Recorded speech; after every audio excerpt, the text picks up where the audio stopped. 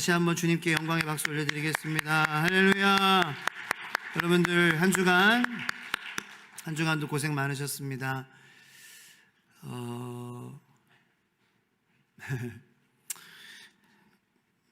금요일 날 이렇게 여러분들 오신 거 정말 잘하신 것입니다. 할렐루야. 금요일에 예배 드리고 주일에 예배 드리는 것하고 금요일에 기도하고 또 주일에 우리가 같이 만나는 거하고 그렇지 않은 거하고 저는 다르다고 믿습니다. 뭐 꼭 금요 예배에 뭐 왔다 안 왔다 이걸로 뭐 이렇게 또 구별하라 이렇게 나누는 것은 아닙니다. 그런데 말씀드리는 것은 우리가 매일매일 하나님의 말씀을 붙잡고 살아가는 것은 정말 살아계신 하나님이시기 때문에 우리에게 하나님께서는 말씀하시고 은혜를 리얼 타임으로 지금 우리에게 필요한 은혜를 주신다는 것입니다. 모든 예배가 다 은혜로워질 수 있습니다. 모든 교회로 가는 발걸음이 다 기대가 될 수 있습니다. 하나님은 문제가 없으십니다. 하나님의 말씀도 살아 여전히 역사하십니다. 받는 우리들의 마음이 늘 옥토와 같은 주님을 간절히 사모함으로 주님을 향한 발걸음이 더욱더 기뻐지고 가벼워지는 우리의 삶에 어떠한 일이 일어나더라도 우리의 발걸음이 주님을 향한 발걸음이 가벼워지고 경쾌해지기를 예수 그리스도의 이름으로 축복합니다. 한 번 더 우리 앞뒤 좌우 인사 나누겠습니다. 오늘 정말 잘 나오셨어요. 오늘 정말 잘 나오셨습니다. 정말 결정을 잘 하신 거예요. 오늘 실시간으로 또 예배 드리시는 분들도 이 시간 사모하는 마음으로 함께 드리시는 줄로 믿습니다. 또 녹화된 방송 보시는 분들도 함께 실시간으로 하고 싶었지만 그래도 놓치지 않고 싶어하는 마음으로 다시 돌려보시는 줄로 믿습니다. 지난주에 이어서 열왕기하 11장 지금 이제 중반부터 후반부까지 말씀을 오늘 본문 말씀으로 정했습니다. 지난주에 성전에 6년 동안 하나님께서 요아스를 감추시고 하나님께서 숨기셨다 말씀드렸습니다. 그것을 신학자는 히든 타임, 하나님의 히든 타임, 숨기시는 시간이다 라고 말씀을 드렸습니다. 그런데 그것을 하나님께서 숨기셨다라는 것을 6년 동안 감추시고 보호하셨다라는 것을 싸매시고 계셨다라는 것을 요아스가 나중에는 깨달았을지도 모르지만 이 당시에 지금 7살인데 깨달았을까요? 물론 나이가 어리다고 못 깨닫는다고 단정 짓는 것은 아닙니다. 그런데 실제로 이 어둠의 터널과도 같은 짙은 안개가 낀 상황과도 같은 그래서 앞이 보이지 않는 진짜 앞밖에 보이지 않는 조금 앞에 이 가시거리가 되게 짧은 그러한 상황에서는 하나님이 나를 숨기시고 계시고 가리시고 계시고 감추시고 계셔 라고 생각하는 것이 우리들 이 인생에서 우리들 마음을 돌아봐도 그렇게 하기가 절대로 쉽지 않다라는 것을 우리는 누구보다도 잘 알고 있습니다. 이 요아스를 숨겼던 주변의 사람들도 이 6년 동안 성전에서 요아스가 숨어 지내면서 이 진짜 막 날마다 죽음과 삶이 왔다 갔다 하는 그런 순간 아니겠어요? 어떻게 잘못하면 조금이라도 들키면은 진짜 칼 맞아 죽을 수도 있는 처참하게 처형당할 수 있는 그러한 상황을 6년 동안이나 살았다고 한번 생각해 보세요. 정말로 이건 뭐 제가 상상할 수 없는 그러한 진짜 어두운 암흑의 지옥 같은 그러한 삶이었을 거예요. 그러한 힘든 삶을 사는 성도님들도 더러 계시다고 저는 생각을 합니다. 그런 여러분들에게 오늘 하나님의 말씀이 위로가 되기를 예수님의 이름으로 축원합니다. 이 사마리아 북이스라엘 여기 지금 이곳에 이 일어나고 있는 이 북이스라엘의 수도인 이 사마리아에 요아스를 6년 동안 조마조마하며 그의 목숨 내놓고 숨겼던 그 사람들도 과연 다시 사마리아의 봄날이 우리에게 봄이 찾아올 수 있을까라는 그러한 생각을 했을 것입니다. 이 6년의 긴 기다림의 시간이 아마 영원할 거라고 끝나지 않을 거라고 나는 이렇게 저주받은 그러한 사람이라고 나는 이렇게 맨날 불안에 떨며 밤잠을 설쳐야 되는 그러한 사람이라고 아마 생각했을 것입니다. 오늘 새벽 예배 김봉현 목사님이 인도를 하셨는데요. 그 전한 말씀 가운데에도 이제 뭐 저희 가정의 경우 5년 동안 아이를 주시지 않았을 때 저희 둘의 아무 문제가 없음에도 불구하고 그런 일이 벌어졌을 때 김복현 목사가 이런 생각을 했다라고 나눴죠. 하나님께서 이 나를 싫어하시는구나. 좋게 표현하면 나의 그러한 어떤 특정한 몸의 부분이 저주받았구나. 그런데 이제 임신을 하고 아기를 낳고 나서 내가 왜 그런 생각을 했을까라는 생각이 바로 들었다라고 얘기를 했어요. 그리고 그렇게 생각하는 나를, 나는 저주받은 사람이야, 하나님이 나를 미워해, 하나님이 나를 벌 주시고 계셔 라고 생각하던 그런 나를 보시는 하나님의 마음이 어땠을까라는 그러한 마음을 나눴습니다. 그렇습니다. 우리는 인간이라 이 전체의 경영을 보는 시야가 하나님만큼 되지 않습니다. 우리의 삶은 이런 것 같습니다. 일희일비라는 사자성어가 딱 어울리는 것 같아요. 우리가 하루 기뻐하고 또 다음날 그 기쁨은 금방 그렇게 오래 가지 않고 또 하루는 슬퍼하고, 그리고 시시비비하는 그러한 인생 속에 우리가 매몰되고 분투하고 애달파하기도 하고 실망하고 낙심하고 흥분하고 그렇게 삽니다. 제가 며칠 전에 다큐멘터리를 하나 봤습니다. 네, 그렇습니다. 저도 시사 교양 프로그램도 봅니다. 다큐멘터리를 봤는데요, 2006년 10월 3일에 서해대교에서 29중 추돌 사고가 있었습니다. 그것에 대한 다큐멘터리였습니다. 2006년 10월 3일 서해대교에서 일어난 29중 추돌 사고는 12명의 사망자와 50명의 부상자를 유발한 대형 참사였습니다. 다큐멘터리에 나오는 인터뷰 중에 출동한 소방관의 인터뷰가 있었습니다. 그날의 사건을 회상하며 인터뷰에서 이렇게 고백합니다. 그날 그곳은 교통사고 현장이라고 하기보다는 전쟁 영화에서 볼 듯한 폭격 맞은 것 같은 장면이었으며 자동차들은 불타오르고 있었고 여기저기서 살려달라고 절규하는 소리가 들리는 것이 예전에 미술 시간에 봤던 그 지옥을 묘사한 그런 그림과도 꼭 같았습니다 라고 그날의 기억을 인터뷰에서 이렇게 얘기했습니다. 그래서 이 다큐멘터리를 이렇게 보면은 그날 그 사고가, 그 참사가 일어날 수밖에 없었던 그 사고의 원인을 이렇게 우리에게 다큐멘터리 마지막에 탁 초점을 맞추고 있는데요, 첫 번째는 속도였다라는 것입니다. 속도. 두 번째는 안개에 대한, 짙은 안개에 대한 미비한 대응책 때문에 이날 사고가 굉장히 큰 참사로 이어졌다, 이런 결론을 내더라고요. 저는 이 다큐멘터리를 보고 또 오늘 본문 말씀을 묵상을 하면서 이런 생각을 했습니다. 우리 인간이 만약 전체를 보는 시야가 하나님과 같다면, 만약 그 10월 3일 우리가 그 서해대교 참사가 일어나기 전에 그곳을 향하고 있었던 우리들이 바로 운전자들이었다면, 그래서 이 서해대교 상에, 바다 위에 있는 서해대교 상에 짙은 안개와 처음에는 그냥 가벼운 추돌 사고가 있었다라는 것을 미리 알았더라면 우리는 아마도 그렇게 속도를 냈지 않았을 것이다. 그 전체적인 시야를 다 가졌다면, 모두가 다 가졌다면 서서히 속도를 모두가 다 줄이고 그 사고 현장 앞에, 처음에는 그냥 간단한 추돌 사고였어요, 그 앞에 멈췄을 것이다.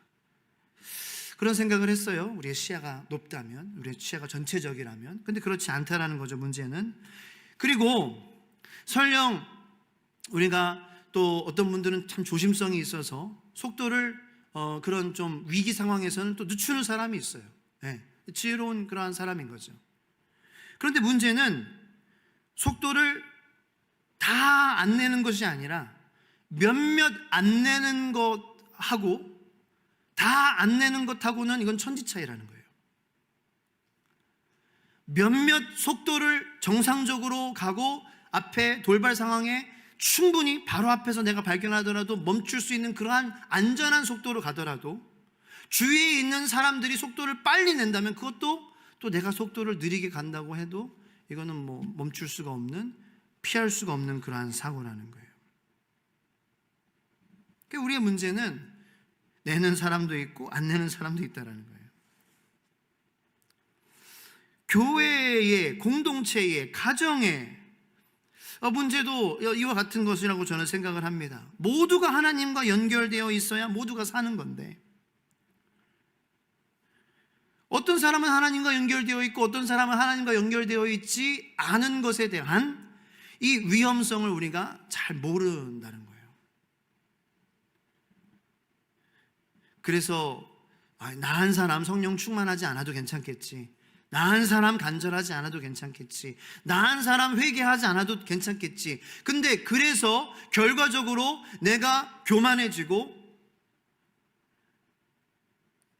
내가 새 사람보다는 예수 그리스도의 본질, 생명 본질이 되는 새 사람보다도 옛 사람이 더 커지고 예수님이 머리 되시는 것보다는 내 머리가 더 커지게 되면은 그것은 나 한 사람에게만 악영향을 주고 나쁜 결과를 맞이하게 하는 것이 아니라 그와 연결된 모든 사람들에게 그의 하나님과 연결되어 있지 않음이 영향이 갈 수밖에 없다라는 걸 우리가 많이 생각하지 않는 것이 우리의 문제라는 거예요. 물론 하나님께서 우리를 지켜주시고 우리를 보호해 주시고자 하시면은 이런 교통사고의 법칙, 그러니까 나 한 사람만이라도 말씀 붙잡고 가정 중에 나 한 사람만이라도 정말 예수님과 연결되어 있으려고 안간힘을 쓴다면 하나님의 법칙에는 우리가 이 인간의 이치와 머리로는 이해할 수 없는 하나님의 법칙이 작용하기 때문에 그 한 사람을 통해서 또 하나님께서는 안전하게 지키시고 보호하시고 은혜를 주실 수도 있어요.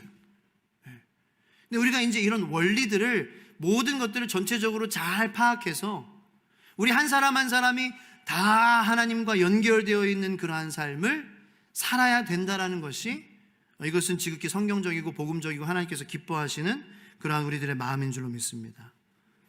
이건 몇몇 사람만 우리가 정말 나는 예수님으로 죽었고 나는 예수님으로 산다, 이 몇몇 사람만 돼서 이게 되는 문제는 아니라는 거예요. 그걸로 우리가 만족해서는 안 된다는 거예요. 목사님이니까 그렇게 하시고 나는 성도니까 이게 안 되나. 우리 모두는 다 성도고 우리 모두는 다 하나님께 붙잡혀야지 살 수밖에 없는 그러한 사람들이라는 거예요. 그러한 정신과 믿음과 간절함이 우리를 지켜주시는 것이지, 또 이런 원칙만 우리가 따지고 원리만 따져서 신앙생활 할 수는 없잖아요. 그죠? 하나님은 인격체시고 한 사람 한 사람의 마음을 원하시니까. 그래서 이 서해대교 사건의 다큐멘터리를 보면서 이 우리의 신앙생활과 이 운전이 참 많이 닮아있다는 것을 생각을 해봤어요. 저는 운전을 좋아하는 사람입니다. 이 운전하는 우리의 시야가 어떻습니까? 전체적인 상황을 보지 못하죠. 우리 인생도 마찬가지죠. 우리의 신앙생활도 마찬가지죠. 전체적인 상황을 보지 못합니다. 그냥 우리의 시야는 바로 앞에 펼쳐지는 상황밖에 모르는 거예요. 근데 이제 그 가운데서도 지혜로운 운전자가 있어요. 네. 그래서 앞에 막 브레이크를 밟는 그러한 그 차의 수들이 많아지면 나도 준비하는 사람이 있어요. 준비하는 사람. 지혜로운 드라이버죠. 네. wise driver. 우리 신앙생활 하는 것도 우리가 다 성도지만 지혜롭게 신앙생활하는 사람이 있어요. 뭔가 내 앞에 펼쳐지는 상황 가운데 내가 멈춰야 될 때구나, 내가 슬로우 다운 해야 될 때구나, 내가 안전띠를 처음부터는 다 매야죠, 그죠? 매고 있는지 안전장치가 잘 작동하고 있는지 확인해야 될 때구나. 지혜로운 운전자예요.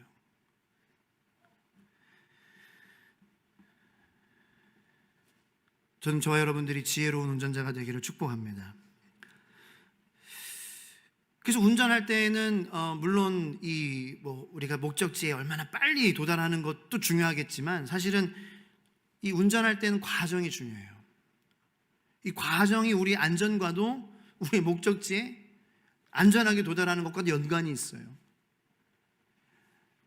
그런 말도 있잖아요. 뭐 3분 빨리 가려다가 30년 빨리 간다는.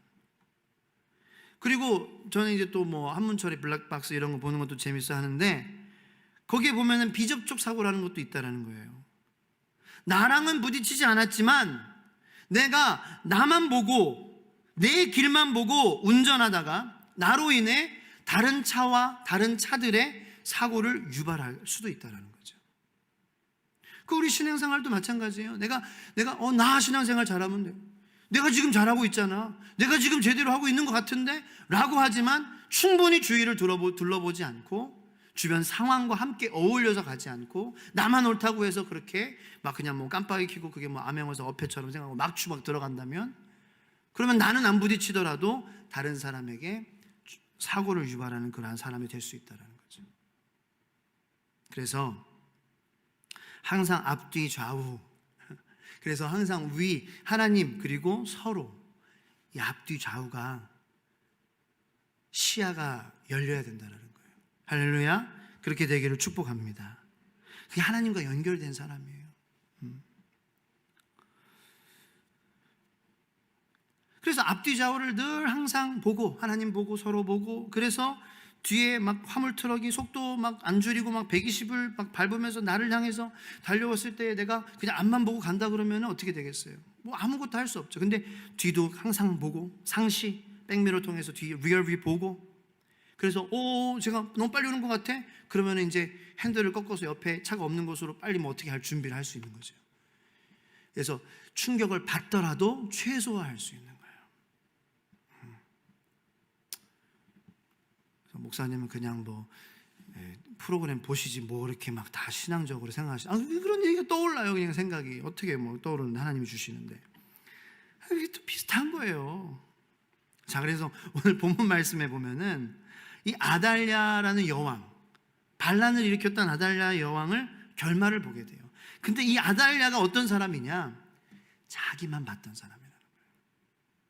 지혜로운 운전자가 아니었다라는 거예요. 전체적인 시야를 가지지 못한 사람이었기에 이 6년간의 왕위에 올랐지만 그게 다였어요. That's it. For her. 이 그녀에 대해서는 That's it. 얼마나 어리석어요, 사람이. 그러니까 하나님과 연결되어 있지 않으면은 이렇게 어리석은 행동을 하는 게 저와 여러분들이다라는 거죠. 할렐루야. 오늘 말씀을 통하여서 전체적인 시야가 하나님과 연결되어서 하나님께서 열어주시게 되기를 축원합니다. 그 비밀이 여기 담겨 있어요. 오늘 본문 말씀에. 먼저 14절을 보겠습니다. 14절을 다 같이 한번 읽어보겠습니다. 오늘 본문 말씀 14절 시작. 봄에 왕이 규례대로 단 위에 섰고 장관들과 나팔수가 왕의 곁에 모셔 섰으며 온 백성이 즐거워하여 나팔을 부는지라. 아달랴가 옷을 찢으며 외치되 반역이로다 반역이로다 하매. 아멘. 자, 지금 아달랴가 막 이렇게 지금 이 성전에서 막 환호성 소리가 들렸잖아요. 여호야다 제사장이 요아스 왕을 모셔가지고 백성들과 호위병들의 소리를 다 듣고 이제 여호와의 성전에 아달랴가 소리를 듣고 막 헐레벌떡 들어간 거예요. 그래서 봤다라는 거예요. 봄에 여기 이제 나오는 왕이라는 것은 요아스 왕을 얘기하는 거예요. She looked, 영어 성경으로는 이제 she looked, 영어 성경을 제가 보니까 저기 14절에는 왕이 규례대로 단 위에 섰다라고 되어 있는데 사실은 이게 조금 번역이 아쉽게 됐어요. NIV 성경도 그렇고 다른 뭐 새 번역도 그렇고요. 원어를 보면은 그녀 아달랴가 봤다. And there was the king. 요아스가 어디 있었냐? 단 위에 서 있었던 것이 아니라 standing by the pillar. 기둥 곁에 서 있었다. 이게 맞는 번역이에요. 기둥 곁에. 필라 아시죠? 기둥 곁에 서 있었어요. 근데 여기 오늘 우리가 읽은 개역개정 성경에는 단 위에 섰다라고 나왔어요. 단 위에 쓴 것이 아니라 성경적으로 원어의 뜻을 보면은 기둥 곁에 서 있었어요. 그래서 여호와의 성전, 그 성전에 보면은 두 개의 기둥이 세워져 있었어요. 네. 그 두 개의 기둥을 지금 요아스의 왕이 서 있는 것을 아달랴가 본 거예요. 이게 원리예요. 이게 멀리 볼 수 있는 하나님께서 전체적인 시야를 열어주는 원리예요. 기둥 곁에 서 있어야 된다는 거예요. 자, 그런데 이 기둥 곁에 서 있다는 것은 뭘 의미하냐라는 거죠. 자, 열왕기하 23장 3절 말씀을 제가 화면에 이렇게 준비했으니까 다 같이 한번 읽어보겠습니다. 시작. 왕이 단 위에 서서 여호와 앞에서 언약을 세우되 마음을 다하고 뜻을 다하여 여호와께 순종하고 그의 계명과 법도와 율례를 지켜 이 책에 기록된 이 언약의 말씀을 이루게 하리라 하매 백성이 다 그 언약을 따르기로 하니라. 아멘. 자, 여기는 이제 대관식이 일어나는 그러한 장면을 열왕기하에서 기록한 건데 기둥 곁에서 하는 거예요. 이것도 단 위에라고 개역 개정에는 번역이 되어 있지만 이것도 by the pillar, 기둥 곁에서 대관식을 하는 거예요. 그러면서 이 왕이 세워질 때에 다시 아까 말씀 보여주시면은 왕이 단 위에 서서 뭘 해요? 여호와 앞에서 언약을 세웠다. 그리고 마음을 다하고 뜻을 다하여 여호와께 순종하고 그의 계명과 법도와 율례를 지켜 이 책에 기록된 이 언약의 말씀을 이루게 하리라 하매 백성이 다 그 언약을 따르기로 하니라. 자, 이게 기둥 곁에 서 있는 것의 의미예요. 자, 이 대관식을 지금 하고 있는 이 지도자의 역할이 무엇이냐라는 거죠. 내가 하나님을 의지합니다. 하나님만이 나의 생명이시고 하나님만이 나의 분기시시고 하나님만이 나의 소망이고 하나님만이 나의 살 이유이고 목적이고 주님만이 나의 신랑 되십니다. 주님 외에 다른 신은 없습니다. 주님 외에 다른 예배 받아야 될 대상이 없습니다. 주님 외에 나의 구원을 완성시키실 분은 없습니다. 그게 지도자의 모습이라는 거예요. 그리고 지도자는 이 백성들, 그를 바라보는 사람들로 하여금 하나님을 의지하게 만드는 역할을 감당하는 것이 지도자라는 거예요.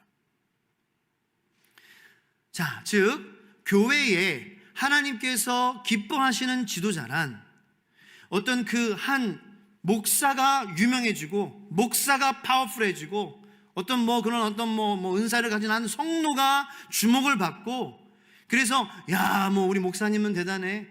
우리 장로님은 대단해. 우리 성도님은 대단해. 우리 찬양 리더는 대단해. 그 한 사람의 모습이 드러나고 저 사람 참 능력 있어.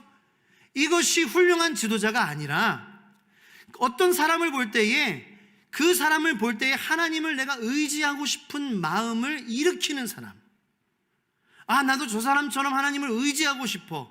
나도 저 사람처럼 하나님을 찬양하고 싶어. 나도 저 사람처럼 하나님과 관계하고 싶어. 나도 저 사람처럼 하나님께 간절히 기도하고 싶어 라는 마음을 유발시키는 사람이 바로 진정한 지도자라는 거예요. 그것이 지도자의 역할이라는 거예요.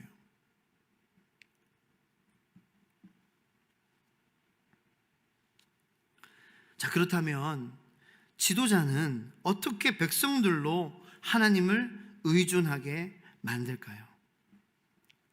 좀 전에 제가 말씀드렸어요. 그 지도자가 하나님을 의지하는 모습으로 살아가면 되는 거예요. 그것은 기둥 옆에서 사는 거예요. 왜냐하면 그 기둥이 의미하는 것은 바로 하나님의 구름 기둥과 불 기둥이었기 때문입니다. 그래서 실제로 여호와의 성전에 두 기둥을 세웠어요. 그래서 대관식을 할 때 리더를 세울 때 리더는 리더십이라는 것은 카리스마 있는 사람? No. 스펙 있는 사람? No. 일 잘하는 사람? No. 세상에 지혜 있는 사람? No. 인간의 멋진 매력 있는 사람? 아니야. 하나님만이 나의 구름 기둥이시고 하나님만이 나의 불 기둥이신데 하나님이 나를 구름으로 지키시지 않으면은 나는 메말라 죽을 것이고 하나님이 불기둥으로 나를 지키시지 않으시면은 나는 얼어 죽을 그러한 연약한 인간입니다라고 기둥 곁에 서서 살아가는 사람, 그 사람이 바로 하나님이 세우시기 원하시는 지도자. 그 사람을 볼 때에 백성들도 나도 저렇게 살고 싶어. 그 하나님과의 언약을 의지할 때에, 하나님과 언약이 세워지는 삶을 살 때에 내가, 백성들은 즐거워하는 거예요. 신앙생활이 즐거워지는 거예요. 근데 기둥 옆에서 살지 않으면요, 신앙생활이 안 즐거워요.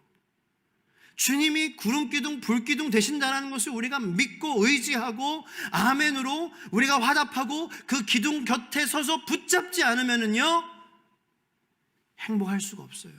즐거울 수가 없어요. 그의 결말은, 기둥 붙잡고 살아가지 않는 사람의 결말은 아달랴와 같은 거예요. 아달랴와 같은 거예요. 기껏해야 6년 영광이에요. 네. 여러분, 기껏해야 60년 영광이에요. 기껏해야 60년 누리는 그러한 즐거움이에요. 기껏해야 60년이에요. 근데 거기에 목숨 거는 거죠. 거기에 확 돌아가는 거예요, 사람이. 거기에 사람이 눈이 완전히 확 그냥, 그걸 마귀가, 그걸 사탄이 그걸 유혹하고 그걸 건드리는 거예요. 그래서 그 6년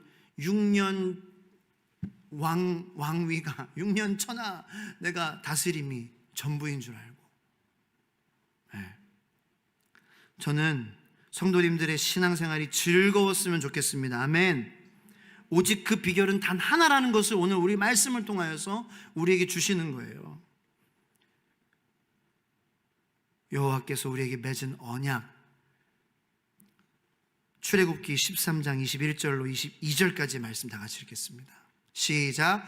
여호와께서 그들 앞에서 가시며 낮에는 구름기둥으로 그들의 길을 인도하시고 밤에는 불기둥을 그들에게 비추사 낮이나 밤이나 진행하게 하시니 낮에는 구름기둥 밤에는 불기둥이 백성 앞에서 떠나지 아니하니라. 아멘. 하나님께서 우리에게 언약하셨죠. 내가 너를 떠나지 아니하겠다. 그 언약 안에 우리가 살아가고 있느냐? 내가 그 언약을 잃어버리지 않고 살아가고 있느냐? 지금 내가 붙잡고 있는 그 기둥은 하나님께서 언약하신 구름 기둥이냐 불기둥이냐, 아니면은 내가 세워놓은 우상 기둥이냐?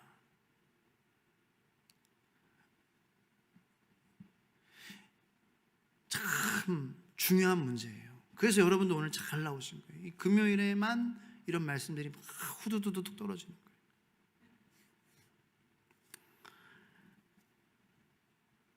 성도님들의 신앙생활이 즐거우기를 예수님의 이름으로 축원합니다. 자, 그래서 오늘 본문 말씀 보면은 요아스라는 왕이 7살밖에 안 됐지만 하나님의 구름 기둥과 불 기둥을 사이에 두고 섰잖아요. 아니 7살짜리도 그렇게 하는데, 진짜 내 자신이 너무 부끄러운 거예요.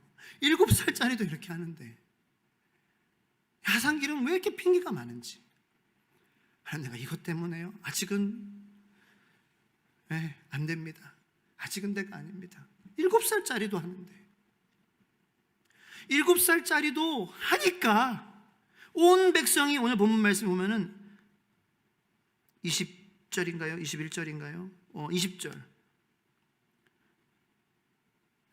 자, 일단은 17절. 여호야다가 왕과 백성에게 여호와와 언약을 맺어 여호와의 백성이 되게 하고 왕과 백성 사이에도 언약을 세우게 하며, 그죠? 언약이 다시 회복됐죠? 하나님의 언약이 회복될 때 내가 하나님의 구름 기둥, 불 기둥 아니면 살 길이 없습니다. 주님, 그러한 나를, 연약한 나를 떠나지 않겠다고 말씀하여 주신 그 주님의 언약 가운데에 날마다 살겠습니다 라고 그 언약이 세워질 때에 어떤 일이 일어나요? 그때서야 우상들이 깨지기 시작하는 거예요.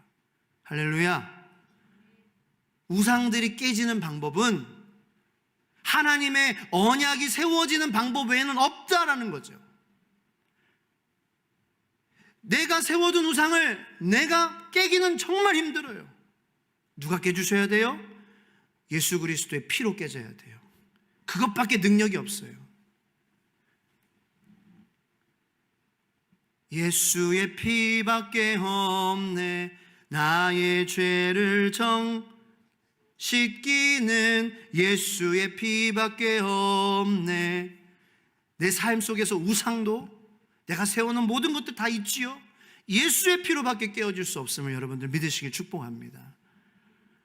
이 언약이, 예수의 피가 다시 내 안에, 하나님의 언약이 다시 내 안에 세워질 때만 우상들이 깨지고, 그리고 우상들이 깨져야 20절 온 백성이 즐거워하고 온 성이 평온하더라. 할렐루야. 할렐루야. 인생의 크고 작은 문제들이 아직 우리와 있지요. 근데 그것이 해결된다고 정말 여러분들 즐거우실까요? 이 세상에서 사는 것은 문제 가운데 사는 거예요. 그런데 정말 우리 가운데에 진정한 즐거움은 뭐냐면, 우리가 예수님께 가까이 나아가며 그분이 우리가 알게 모르게 세워놓은 우상들을 하나씩 하나씩 깨부셔 주셔서 우리가 주님 앞에 더욱더 즐거움으로, 감사함으로, 온전함으로 나아가게 되는 것만이 우리의 즐거움인 줄로 믿습니다. 정말이에요. 뭐 세상에 재밌는 것도 있죠. 더 큰 집으로 이사 가는 거, 더 좋은 차 운전하는 거, 더 승진하는 거, 더 많은 연봉 버는 거. 그렇지만 정말 우리의 영혼의 진정한 즐거움은 우리의 삶의 우상이 깨져서 하나씩 내가 하나님을 알아가고 하나님을 더 사모하게 되고, 하나님의 사랑을 우리가 다 할 수는 없지만 조금씩 알아가게 되는, 그래서 주님의 오실 날을 더욱더 소망하게 되는 그러한 저희들의 삶이 바로 주님께서 기뻐하시는, 우리가 즐거워할 수 있는 그러한 삶인 줄로 믿으시길 축복합니다. 그렇죠? 우리 시간 들은 말씀을 가지고 기도하길 원해요.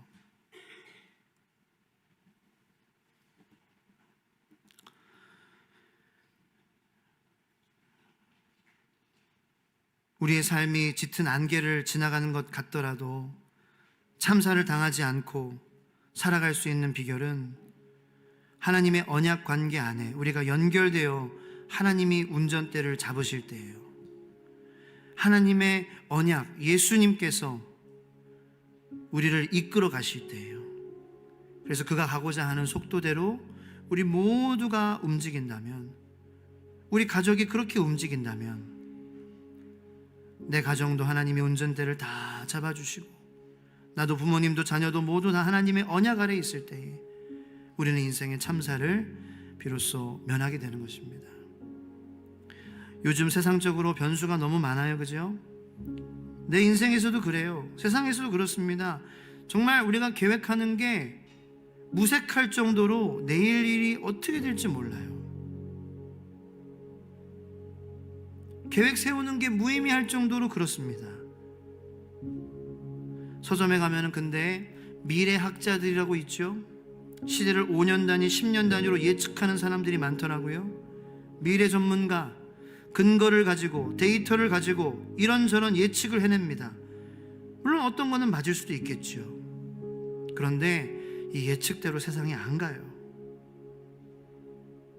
결국 우리의 운명과 미래는, 결말에 대한 예측은 말씀에 붙잡히고 그 기둥 옆에 살고 하나님의 구름 기둥, 불 기둥 의지하며 주님의 언약 아니면은 나는 살 길이 없습니다라고 예수님 앞에 간절히 나아가 주님 알아가고 언약 가운데 있음을 확인하며 기둥 옆에 딱 붙어서 사는 것밖에 확실한 건 없습니다.